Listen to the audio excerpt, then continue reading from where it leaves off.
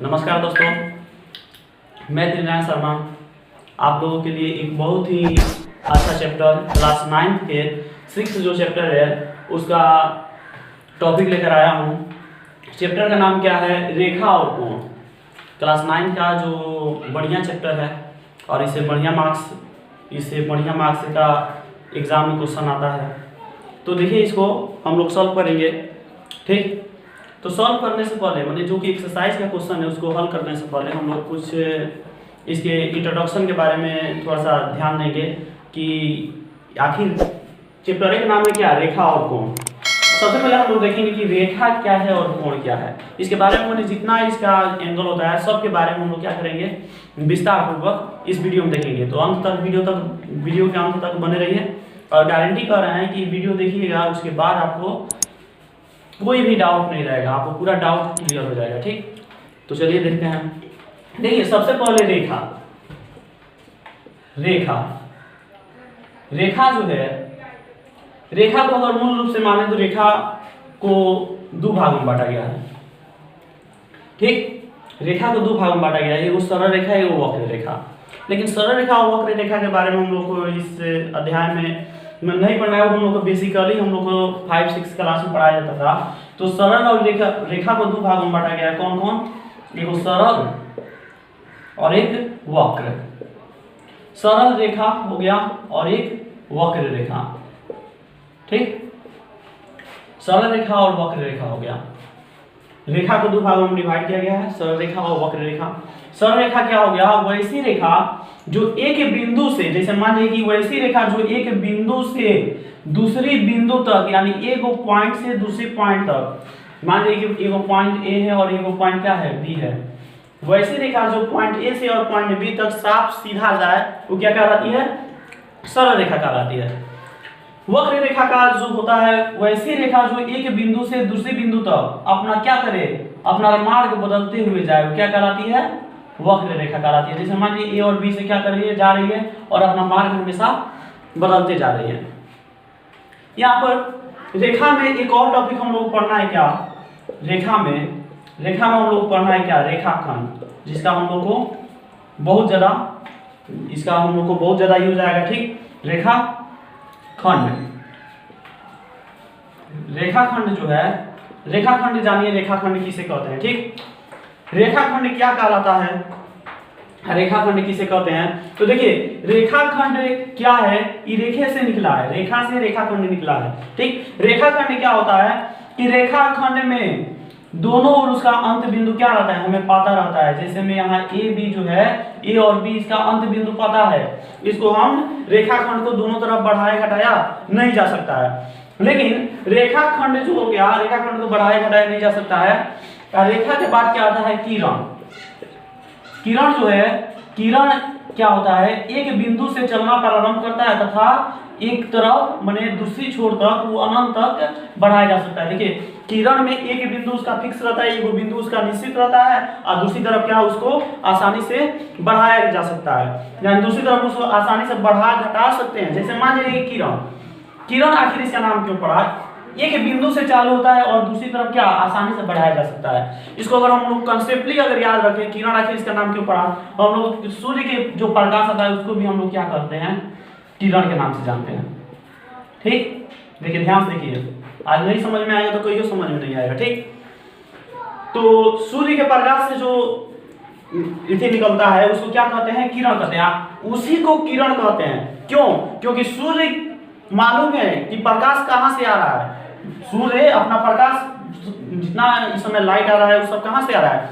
सूर्य से आ रहा है, यानी हमको मालूम है कि सूर्य से आ रहा है। लेकिन ये हमको थोड़ी मालूम है कि कहाँ तक जा रहा है, धरती पर आ रहा है कि नहीं आ रहा है, धरती से बाहर जा रहा है कि नहीं जा रहा है, ये हमको मालूम नहीं है। इसीलिए सूर्य के प्रकाश को भी किरण कहा जाता है। ठीक, इसको इसीलिए किरण कहा जाता है क्योंकि ये एक बिंदु से चालू होता है और दूसरी तरफ अनंत तक बढ़ाया जाता है। ठीक, और यहाँ पर हमको अगला जो है टॉपिक इसमें जानना है संरेख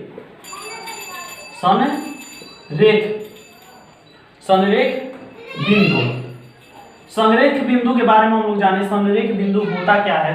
ठीक, तो समरेख बिंदु किसे कहते हैं? वैसी बिंदु दो या दो से तीन या तीन से अधिक बिंदु, ध्यान से देखिए, तीन या तीन से अधिक बिंदु एक ही रेखा पर स्थित हो, एक ही लाइन में, एक ही मार्ग में स्थित हो, उसे क्या कहते हैं? समरेख बिंदु। जैसे मान लीजिए कि एक बिंदु, दो बिंदु और तीन बिंदु, तीनों क्या है? तीनों एगो लाइन पर स्थित है, एगो लाइन पर स्थित रहेगा, क्या कहलाएगा? हमारा समरेख कहलाएगा। यानी यहाँ पर कह सकते हैं ए बी और सी क्या है? एक समरेख रेखा है, यानी ए बी सी वो समरेख बिंदु है, ठीक। और जो तीनों बिंदु को मिला रहा है ये समरेख रेखा है, ठीक। अब अगले का जो होता है इसके जस्ट अपोजिट क्या होता है? असमरेख, असमरेख बिंदु। असमरेख बिंदु क्या कहता है? इसमें क्या रहता है? जब तीन या तीन से अधिक बिंदु एक रेखा पर स्थित ना हो, यानी अलग अलग स्थित हो। मान लीजिए कि वो रेखा खींच दी है, आई क्या हो? एगो यहाँ पर हो, एगो यहाँ पर हो, यानी अलग अलग स्थित हो, अलग अलग स्थित हो, यानी बिंदु ही अलग अलग स्थित हो। मान लीजिए बिंदु बी यहाँ पर स्थित, तो ये क्या कराएगा? ये वो असमरेख बिंदु है, यानी तीनों क्या है? अलग अलग स्थित है, ठीक। फिर से हम लोग इसमें थोड़ा सा ध्यान देंगे, ठीक। रेखा को दो भाग में बांटा गया है, सरल रेखा है, वक्र रेखा। सरल रेखा किसे कहते हैं? वैसी रेखा जो एक बिंदु से दूसरे बिंदु तक आसानी से सीधा अपना बिना रास्ता बदले हुए, यानी वो अपना रास्ता न बदले और सीधा एक बिंदु से दूसरे बिंदु तक जाती है, क्या कहलाती है? सरल रेखा कहलाती है। वक्र रेखा किसे कहते हैं? एक बिंदु से दूसरे बिंदु तक वैसी रेखा जो अपना मार्ग बदलते जाए, जैसे में मान लीजिए कि सांप अपना क्या करता है? मार्ग बदलते जाता है, तो क्या कहलाता है? वक्र रेखा कहलाता है, ठीक। उसके बाद रेखा के अंतर्गत रेखाखंड और किरण भी आता है, ठीक। तो रेखाखंड क्या है? तो वैसी लाइन, वैसी ज्यामितीय आकृति जिसका दोनों बिंदु क्या रहता है? जिसका दोनों पॉइंट निश्चित रहता है, यानी जिसका क्या हो? दोनों पॉइंट फिक्स हो, वो क्या कहलाता है? रेखाखंड कहलाता है। किरण क्या होता है? किरण में एगो बिंदु फिक्स होता है, दूसरी तरफ उसको अनंत तक बढ़ाया जा सकता है। किरण में एगो बिंदु फिक्स है, देखिए यहाँ पे ये बिंदु फिक्स है, दूसरी तरफ तीर निकला है, यानी इसको आसानी से हम बढ़ा सकते हैं, ठीक। उसके बाद समरेख बिंदु, तो क्या? तीन या तीन से अधिक बिंदु जब एक ही रेखा पर स्थित हो तो क्या कहलाता है? समरेख बिंदु कहलाता है, ठीक। उसके बाद असमरेख जो हो गया, तीन या तीन से अधिक बिंदु जो एक ही रेखा पर स्थित ना हो, क्या कहलाता है? असमरेख कहलाता है, ठीक। आगे बात समझ में, ठीक। समझ में आ गया इतना? अब इसको पुनः अब हम लोग देखते हैं और आगे जो इंट्रोडक्शन है उसके बारे में हम लोग ध्यान देते हैं, ठीक। और ध्यान देते हैं हम लोग, ठीक। अब देखिए ये असमरेख हो गया। अब आगे देखते हैं क्या आता है। आगे हमारा टॉपिक आता है शीर्ष। शीर्ष जो होता है, शीर्ष आयोग होता है क्या? भुजा। आयोग क्या होता है? कोण। शीर्ष, भुजा, कोण, तीन होता है। अब तीन को देखेंगे कि शीर्ष क्या है, भुजा क्या है, कोण क्या है। मान जाइए कि शीर्ष किसे कहते हैं? कोई रेखा जहां से चलना प्रारंभ करता है वो क्या कहलाता है? उसका शीर्ष कहलाता है। यानी जो आकृति जहां से बनना प्रारंभ कहलाती है वो वहां से क्या कहलाता है? वो शीर्ष कहलाता है। तो मान लीजिए कि रेखा हो गया, यहाँ से चलना प्रारंभ करता है, ये क्या कहलाएगा? ये हमारा शीर्ष कहलाएगा, ठीक। आएगा समझ में? शीर्ष कहलाएगा। और देखिए भुजा क्या होता है कि जो कोई बिंदु पर दो रेखा अगर आके मिलती है तो ये दोनों रेखा को क्या कहते हैं हम लोग? दोनों रेखा को भुजा कहते हैं। यानी दोनों रेखा क्या कहलाता है? रेखा को भुजा कहते हैं, ठीक। भुजा कहते हैं। आया समझ में? अब कोण किसे कहते हैं? तो जो दो रेखाएं किसी बिंदु पर आकर के झुकती है और झुकाव से जो आकृति बनती है वो क्या कहलाता है? कोण कहलाता है। यानी जब दो रेखाएं किसी एक बिंदु पर आकर के झुक के एक ज्यामितीय आकृति बनाती है वो क्या कहलाती है? कोण। यानी ई क्षेत्र क्या कहलाएगा? कोण, ठीक। ये क्षेत्र कोण कहलाएगा, ठीक। ये क्षेत्र कोण कहलाएगा। हो गया? हो गया।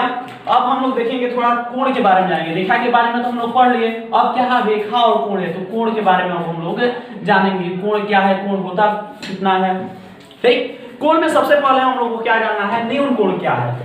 न्यून कोण। देखिए न्यून कोण क्या है, इसको देखिए रटना नहीं है, रट के याद करने से रटने से नहीं होगा, ठीक। क्या इसको ध्यान से समझिए, किस तरह उनको इजी होगा, ठीक। तो देखिए न्यून कोण क्या है? वैसा कोण जो 0 डिग्री से अधिक क्या हो, जो 0 डिग्री से अधिक किंतु 90 डिग्री से क्या हो, कम हो। यानी वैसा कोण जो 0 डिग्री से अधिक किंतु 90 डिग्री से कम हो, वही क्या कहलाता है, न्यून कोण। मान लीजिए कितना है, 45 डिग्री का है, क्या हो गया, न्यून कोण।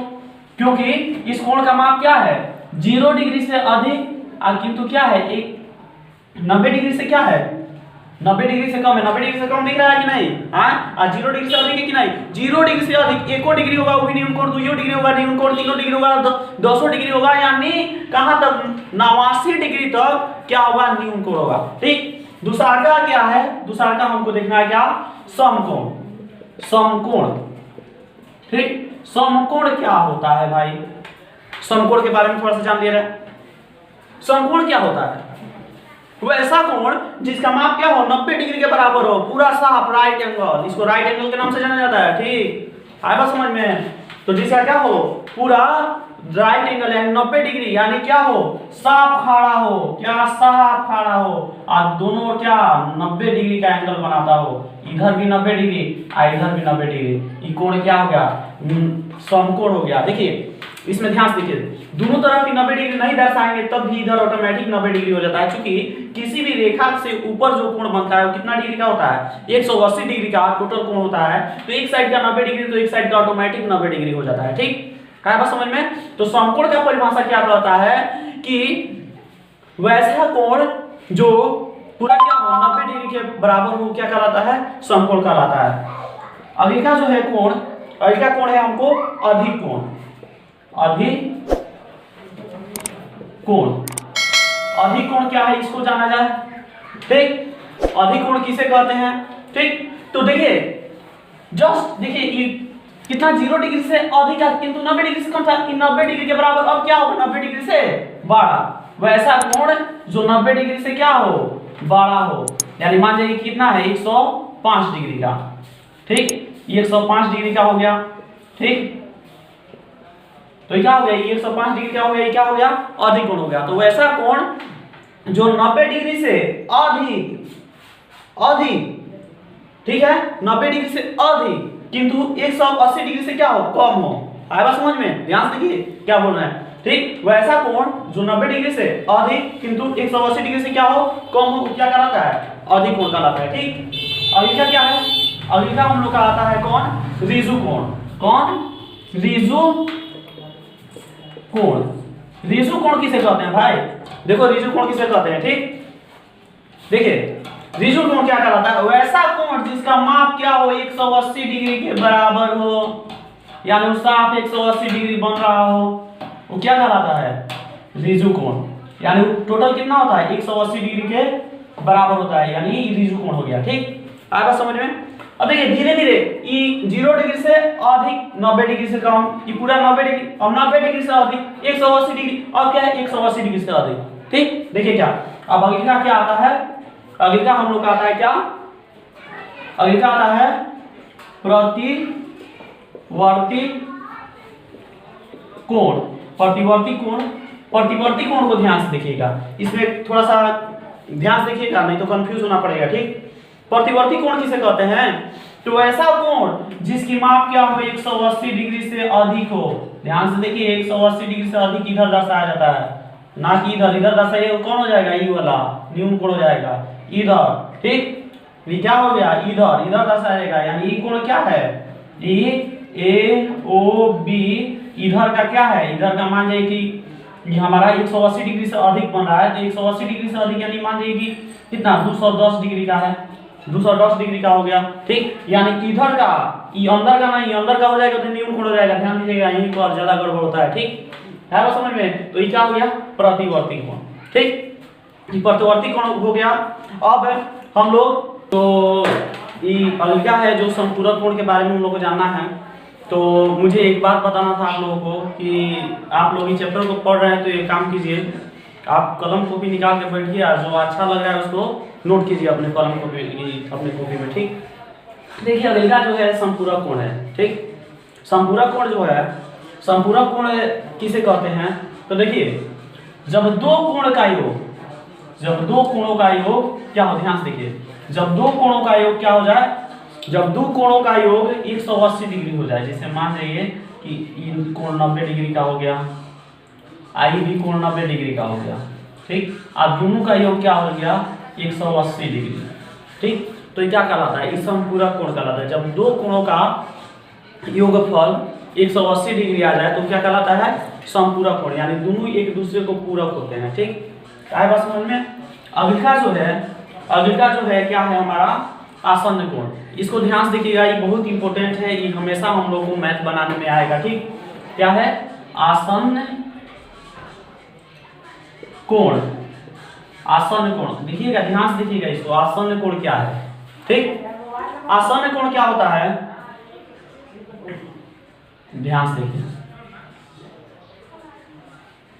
आसन्न कोण में क्या होता है, मान जाइए कि यहाँ पर ए हो गया, यहाँ पर ओ हो गया, यहाँ पर बी हो गया, ए ओ बी जो हो गया, ठीक।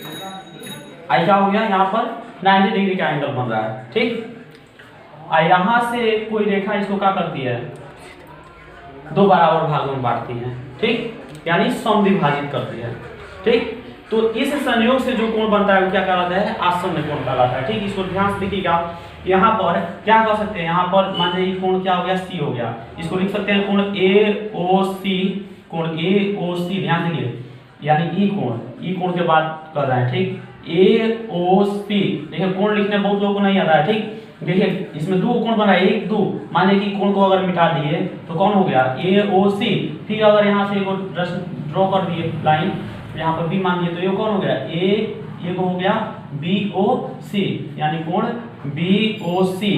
अब बराबर कितना होना चाहिए, ये दोनों क्या कहलाता है, ये दोनों इसी को आसन्न कोण कहते हैं, ठीक। ये दोनों आसन्न कोण कहलाता है। आसन्न कोण का परिभाषा क्या होता है कि जब दो कोण किसी एक उभयनिष्ठ बिंदु से बनता हो, ठीक, चाहे किसी एक उभयनिष्ठ रेखा से बनता हो, ठीक। जब ये उभयनिष्ठ बिंदु रहेगा तो गारंटेड है कि ये उभयनिष्ठ रेखा भी रहेगा।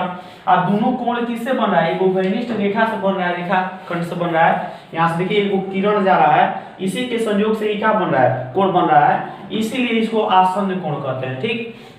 यहाँ पर ओ बिंदु क्या है, यहाँ पर देखिए, यहाँ पर ओ बिंदु क्या है, ओ बिंदु को यहाँ पर कह सकते हैं, ओ बिंदु क्या है, यहाँ पर ओ बिंदु जो है उभयनिष्ठ है।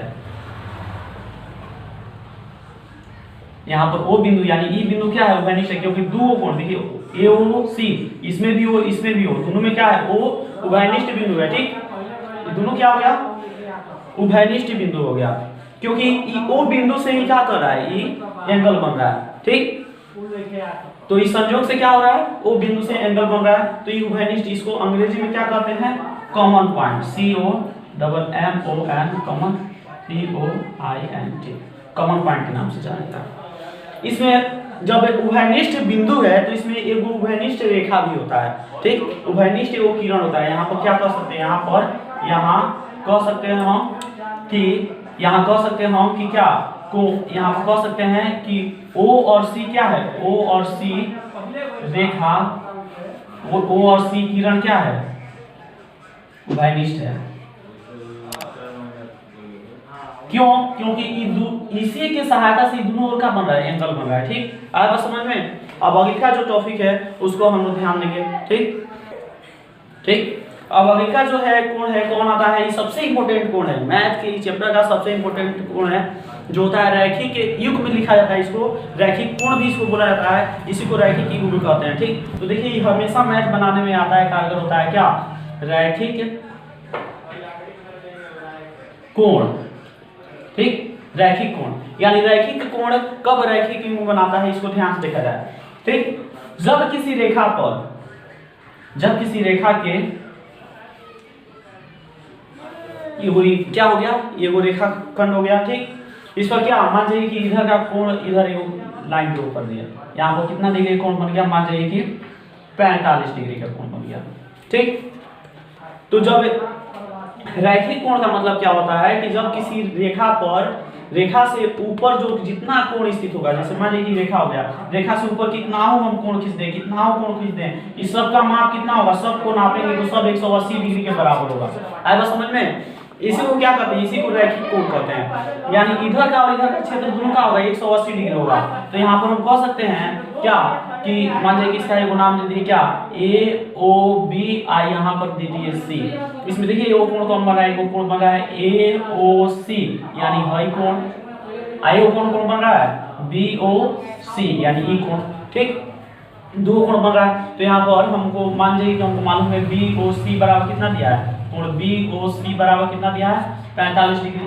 मान लीजिए हमको क्वेश्चन कर दिया क्या कि कोण ए ओ सी ज्ञात कीजिए, तो ए ओ सी किस तरह निकालेंगे, सीधे लिखेंगे कोण ए ओ सी बराबर पार्ट, यानी हमको ए ओ सी ज्ञात करना है। तो इसीलिए रैखिक युग्म से क्या किया जाता है इसको, क्योंकि रेखा से ऊपर जो कोण बनता है यानी दोनों साइड का कोण क्या होता है 180 डिग्री के, ये दोनों का जोड़ क्या होता है, दोनों का योग 180 डिग्री के बराबर होता है। ठीक, तो यहाँ पर लिख सकते हैं ए ओ सी प्लस कोण बी ओ सी बराबर 180 डिग्री का है, कैसे कि रैखिक युग्म से। इसीलिए इसको कह रहे हैं कि बढ़िया से देखिए लोग, रैखिक युग्म से, रैखिक युग्म से। तो ए ओ सी का मान हमको ज्ञात करना है, लिख देंगे कोण ए ओ सी क्या प्लस से प्लस कोण बी ओ सी का मान कितना दिया है 45 डिग्री बराबर 180 डिग्री, प्लस में अब उधर जाएगा तो माइनस में कोण ए ओ सी बराबर कितना आ जाएगा 180 डिग्री माइनस 45 डिग्री, यानी कोण ए ओ सी का मान कितना हमारा आ गया, घटाइए तो 10 में से 5 जाएगा 5, 7 में से 4 जाएगा 3, 135 डिग्री का हमारा हो जाएगा। ठीक, आगे समझ में। इसीलिए इसको कहा जाता है रैखिक युग्म से दोनों का कोण क्या होता है, बराबर होता है, 180 डिग्री के बराबर होता है। दोनों साइड का कोण जोड़ा जाएगा कितना होगा 180 डिग्री का। ठीक, अब अगला कोण क्या है, अगला है शीर्षाभिमुख कोण। अगला जो है शीर्षाभिमुख कोण जो है, इसको थोड़ा सा ध्यान दिया जाए। शीर्षाभिमुख कोण क्या होता है, ये भी बहुत इंपॉर्टेंट है मैथ ये एक्सरसाइज में और इस किताब में। ठीक, क्या है शीर्षाभिमुख